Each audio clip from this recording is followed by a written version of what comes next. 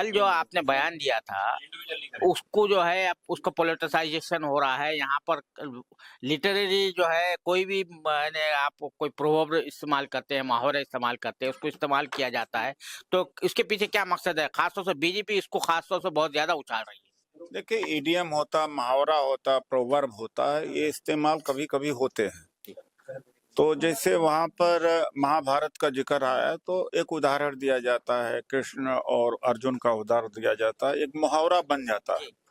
उसी तरीके से हमने ये कहा कि बहुजन आंदोलन का सुश्री मायावती जी ने गला घोटा है। तो इसके मतलब ये नहीं कि मायावती जी ने किसी को गोली मार दी है या किसी का गला काट दिया है, गला दबा के मार दिया है, ऐसा उन्होंने नहीं किया। लेकिन आंदोलन का उसी तरीके से इनका राजनीतिक हत्या होना चाहिए, इनका गला घोटा जाना चाहिए, क्योंकि इन्होंने ये मेरा कहने का मतलब है। और ये अनपढ़ों की जमात है क्या भाई? ये तो मायावती जी और आकाश आनंद पढ़ा हुआ आदमी है, इनको समझ में आना चाहिए कि मैं क्या बोल रहा हूँ। ये अनपढ़ हैं क्या भाई? पूरी तरह से सोच ही नहीं पाते। अरे जहां इनको शक्ति का प्रदर्शन करना चाहिए वहां तो कर नहीं रहे हैं। जैसे 18 दिसंबर को अमित शाह जी ने बाबा साहब डॉक्टर अम्बेडकर का संसद में अपमान किया। 24 दिसंबर को जाकर के कहीं कहीं पर धरना कर रहे हैं।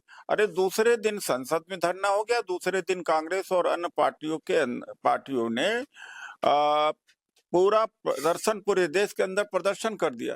ये तो बाबा साहब डॉक्टर अम्बेडकर के नहीं सगे हैं जिनके नाम पर चलाते हैं।